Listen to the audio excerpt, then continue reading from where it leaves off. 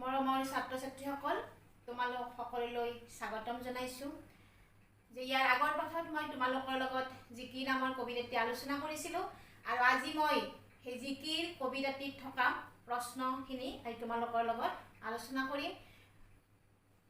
তোমালোকে সকলোৱে সুন্দৰকৈ শুনি যাবা। যে ইয়াৰ 1 নম্বৰ প্ৰশ্নৰ উত্তৰ দিয়া যে জিকিৰৰ ৰচক কোন? যে জিকিৰৰ ৰচক হ'ল আজান ফকীৰ। শটো আছে জিকিৰবোৰক কিহৰ লগত তুলনা কৰিব পাৰি? উত্তৰটো হ'ল হিন্দুসকলৰ ভক্তিমূলক প্ৰাৰ্থনা বা স্তুতিমূলক গীতৰ লগত জিকিৰসমূহ তুলনা কৰিব পাৰি। তাৰপিছত গটো হ'ল জিকিৰ শব্দটো কি শব্দৰ পৰা ওলাইছে? এইটো জিকিৰ শব্দটো আৰবী শব্দ জিকৰ শব্দৰ পৰা আহিছে। তাৰপিছত 2 নম্বৰ প্ৰশ্নটো আছে ইয়াতে যে তলৰ শব্দবোৰৰ অৰ্থ লিখা। ইয়াৰ তোমালোকৰ যিবিলাক শব্দৰ শিতান কবিতাটোৰ তলত দিয়া আছে তাত দিয়াই আছে, তথাপিতো মই তোমালোকক এবাৰ কৈ দিছোঁ যে ৰচুল মানে হ'ল দেৱদূত, ঈশ্বৰ প্ৰেৰিত পুৰুষ বা আল্লাহৰ দূত। মুমিন মানে হ'ল বিশ্বাসী মুছলমান। ৰহম মানে হ'ল দয়া। কুতুব মানে হ'ল ধ্ৰুৱ নক্ষত্ৰ। বান্দা মানে হ'ল ভৃত্য। গতিকে কিতাপতো আছে, তোমালোকে চাই ল'বা। তাৰপিছত 3 নম্বৰ প্ৰশ্নটো হ'ল মক্কাৰ দুৱাৰত চাহাব জীৱই মাৰে তালি যেন হালে হলৰ লগত দৰিকাৰ টপালি। উল্লেখিত কবিতাভাগিত অন্তৰ্নিহিত ভাৱটি বিশ্লেষণ কৰা। ইয়াতে কি কোৱা হৈছে যে মক্কা হ'ল ইছলাম ধৰ্মী লোকসকলৰ এক পবিত্ৰ স্থলী। যে পবিত্ৰ হৃদয়ৰ গৰাকীসকলে তালৈ যায় বা আৰু তাত গৈ তেওঁলোকে জীৱনটো সফল কৰি তোলে। আনহাতে যিবিলাক অপবিত্ৰ বা অসৎ প্ৰকৃতিৰ লোক তেওঁলোকে কিন্তু মক্কালৈ গৈ তেওঁলোকে সফলতা লাভ কৰিব নোৱাৰে। সেই লোকসকল মক্কাৰ দুৱাৰলৈ গৈ কেৱল তালি বজাই তাৰ পৰা উভতি আহিব লগা হয়। আৰু সেইকাৰণে কবি আজান ফকীৰে সেই মানুহসকলক শাল হল মাছ বা দৰিকণা মাছৰ লগত তুলনা কৰিছে। যে ভটিয়নিৰ সময়ত শাল হল মাছৰ লগত দৰিকণা মাছেও কি হয় ভটিয়াই যায়, কিন্তু প্ৰবাল সোঁতত দৰিকণা মাছে সেই শাল আৰু হলৰ লগত বেগাই যাব নোৱাৰে, অৰ্থাৎ আগুৱাই যাব নোৱাৰে। গতিকে যে তেওঁলোক এই দৰিকণা মাছৰ লগত সেই যিসকল অপবিত্ৰ হৃদয়ৰ ব্যক্তি তেওঁলোকক দৰিকণা মাছৰ লগত ইয়াত কবিয়ে তুলনা কৰিছে। গতিকে এইখিনি হ'ল এই কথাখিনিৰ সাৰমৰ্ম। ইয়াৰ 4 নম্বৰ প্ৰশ্নটো হ'ল ব্যাখ্যা কৰা। ইয়াৰ প্ৰথম ব্যাখ্যাটো হ'ল যে পানী মৰে পিয়াসত অগ্নি মৰে জাৰত সদা ৰচুল লুকাই আছে মুমিনৰ আনত। গতিকে আমি ব্যাখ্যা কৰা কেনেদৰে লিখিম আমি সকলোৱে বা তোমালোক সকলোৱে জানাই, তথাপিতো মই তোমালোকক কৈ দিছোঁ এবাৰ যে উক্ত কবিতাংশ আমাৰ পাঠ্যপুথি অসমীয়া সাহিত্য চয়নিকাৰ জিকিৰ নামৰ কবিতাটিৰ পৰা তুলি দিয়া হৈছে। ইয়াৰ কবি হ'ল আজান ফকীৰ। আৰু কবিয়ে উক্ত কথাফাঁকিৰ দ্বাৰা যে সংসাৰত প্ৰকৃততে কোনটো শুদ্ধ আৰু কোনটো অশুদ্ধ জানিব নিবিচাৰতো বা নজনাৰ বাবে মানুহৰ কেনেকুৱা পৰিস্থিতি হয় বা কেনেকুৱা সমস্যাত পৰিব লগা হয় তাকেই উক্ত কথাফাঁকিৰ জৰিয়তে ক'ব বিচাৰিছে।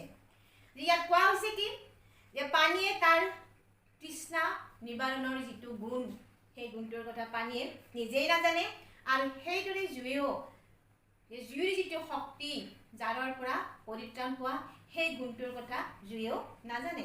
গতিকে এই দুয়োটা কথা আমাৰ মানুহৰ ক্ষেত্ৰতো কি হয় প্ৰযোজ্য হয় যে ভগৱান বা আল্লাহ বিশ্বাসী মানুহৰ অন্তৰত সততে কি হয় বিৰাজমান হৈ থাকে ভগৱান।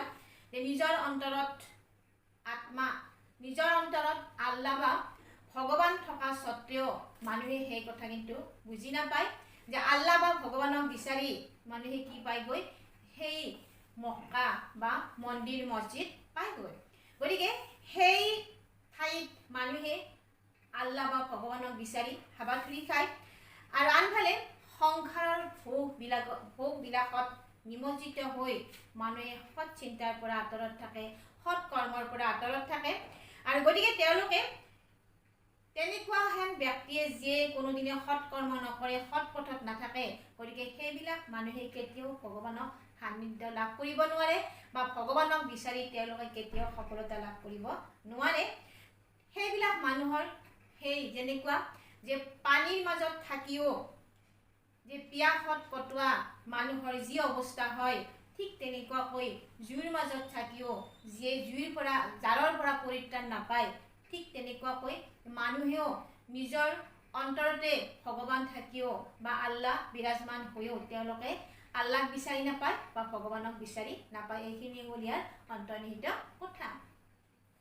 ইয়াৰ দ্বিতীয়টো হ'ল যে মক্কাৰ দুৱাৰত চাহাব ত্ৰিবেণীৰ ঘাট, বেহাব নোৱাৰে তাত মায়াই ভেটে বাট। ঠিক আগৰ নিচিনাকৈ এইটোতো ঠিক তেনেকুৱাই যে উক্ত কবিতাংশ আমাৰ অসমীয়া সাহিত্য চয়নিকাৰ জিকিৰ নামৰ কবিৰতীৰ পৰা তুলি দিয়া হৈছে। আৰু এই কবিৰতীৰ কবি হ'ল আজান ফকীৰ। আৰু ইয়াত কোৱা হৈছে কি যে মানুহে যেতিয়া সংসাৰৰ মায়ামোহত আবদ্ধ হয় আৰু এই মায়ামোহত আবদ্ধ হৈ জীৱনৰ অন্তিম সময়ত তেওঁলোকে কি কৰে, ভগৱানক বিচাৰি ফুৰে, তেওঁলোকে আল্লাহক বিচাৰি ফুৰে। আৰু তেনেকুৱা সময়ত কি হয় সেইখিনি কথা ইয়াৰ মাজেৰে প্ৰকাশ কৰা হৈছে। ইয়াত কি কোৱা হৈছে যে মক্কা হ'ল ইছলাম ধৰ্মী মানুহসকলৰ কাৰণে পবিত্ৰ তীৰ্থস্থান। ঠিক তেনেকুৱাকৈ ত্ৰিবেণীৰ ঘাটো হ'ল আমাৰ হিন্দু ধৰ্মৰ লোকসকলৰ এক পবিত্ৰ স্থান, য'ত গংগা যমুনা সৰস্বতীৰ সংগমস্থল কোৱা হয়। আৰু হিন্দু ধৰ্মৰ বিশ্বাস মতে এই ত্ৰিবেণীৰ ঘাটত স্নান কৰিলে হয়তো মানুহ পাপৰ পৰা মোচন হয় বা মানুহ পবিত্ৰ হয় বুলি আমাৰ মানুহে ধাৰণা কৰে। ঠিক তেনেকুৱাকৈ মক্কালৈ গ'লেও মুছলমান সম্প্ৰদায়ৰ লোকসকলে তেওঁলোকৰ পবিত্ৰ হয় বা তেওঁলোকৰ পাপ খণ্ডন যায় বুলি তেওঁলোকেও বিশ্বাস কৰে। গতিকে তেওঁলোকে সেইকাৰণে কি কৰে, সেই মক্কালৈ যায়। তেওঁলোকে জীৱনৰ অন্তিম স্তৰত মক্কালৈ তেওঁলোকে গৈ তাত কি কৰে, তেওঁলোকে জিকিৰ গায়, তেওঁলোকে আল্লাহ প্ৰাৰ্থনা কৰে। কিন্তু কি কোৱা হৈছে ইয়াতে যে বেহাব নোৱাৰে তাত মায়া ভেটে বাট। যিহেতু আমাৰ মানুহবিলাক সংসাৰৰ মায়ামোহত আবদ্ধ হয়, তেওঁলোকে কি বেয়া কাম কৰে যে তেওঁলোকে নিজেই নাজানে, তেওঁলোকে সংসাৰৰ মায়াত আবদ্ধ হয়। গতিকে তেওঁলোকে সেই অন্তিম স্তৰত তেওঁলোকে সেই মক্কালৈ গৈও কিন্তু তেওঁলোকে কি কৰিব নোৱাৰে, আল্লাহৰ দৰ্শন লাভ কৰিব নোৱাৰে। গতিকে সেইকাৰণে ইয়াতে কোৱা হৈছে যে মক্কাৰ দুৱাৰত চাহাব ত্ৰিবেণীৰ ঘাট, বেহাব নোৱাৰে তাত মায়াই ভেটে বাট। ইয়াৰ তৃতীয় তথা অন্তিম ব্যাখ্যাটি হ'ল সজাৰ মইনাটি অনেক যুগুটি, দেওমাৰি পাৰ হ'লে এৰিলে প্ৰীতি। এইটো সেই একেদৰে উক্ত কবিতাংশ আমাৰ অসমীয়া সাহিত্য চয়নিকাৰ জিকিৰ নামৰ কবিৰতীৰ পৰা তুলি দিয়া হৈছে। ইয়াৰ কবি হ'ল আজান ফকীৰ। আৰু এই কবিতাংশৰ দ্বাৰাই কবিয়ে সজাত মইনা বিচৰণ কৰাৰ দৰে আমাৰ দেহৰূপী সজাটো আত্মাও যে বিচৰণ কৰে, তাকেই এই কবিতাংশীৰ মাজেদি অৱতাৰণ কৰা হৈছে। যে ইয়াত কি কোৱা হৈছে যে আমাৰ দেহত অৰ্থাৎ মানুহৰ দেহত কি থাকে, আত্মা থাকে। গতিকে সজাত থকা মইনাই নানান ধৰণে সুললিত কণ্ঠৰে বা সুৰেৰে কি কৰে, গৃহস্থক সুখ দিয়ে বা আনন্দ দিয়ে বা গৃহস্থক সন্তুষ্ট কৰি ৰাখে। সেইদৰে কি হয় যে আত্মাও দেহৰূপী সজাত বিভিন্ন ধৰণে বিচৰণ কৰি মানুহক সুখ দিয়াৰ প্ৰয়াস কৰে। যে মইনাবিহীন সজা যিদৰে নিৰৰ্থক, ঠিক তেনেকৈ আত্মাবিহীন শৰীৰো একেই নিৰৰ্থক। যে ইয়াৰ কোনো অস্তিত্ব নাথাকে, অৰ্থাৎ আত্মাটো ওলাই যোৱাৰ পিছত আমাৰ শৰীৰৰ একো অস্তিত্ব নাথাকে। দেহৰ সৈতে আত্মাৰ যি সম্পৰ্ক, সেই সম্পৰ্ক একেবাৰে ক্ষণস্থায়ী। গতিকে যে সেই ক্ষণস্থায়ী সময়ত কি হয় যে আত্মাই আমাৰ দেহ বিসৰ্জন কৰে। গতিকে ইয়াত এই যে দেহৰ অৰ্থাৎ আত্মা বিসৰ্জন কৰাৰ আত্মাৰ দেহৰ পৰা ওলাই যোৱাৰ পিছত আমাৰ দেহটোৰ যে একো মূল্য নাথাকে, সেইখিনি কথা ইয়াত মাজেৰে প্ৰকাশ কৰা হৈছে। যে এতিয়া আমাৰ পাঠ্যপুথিত অন্তিম প্ৰশ্ন ভাষা বিষয়ক এটাই মাত্ৰ দিছে ইয়াতে যে ইয়াত দিয়া হৈছে সমাৰ্থ শব্দ লিখা গতিকে মই তোমালোকৰ সুবিধাৰ কাৰণে পুনৰ ইয়াতে লিখি দিছোঁ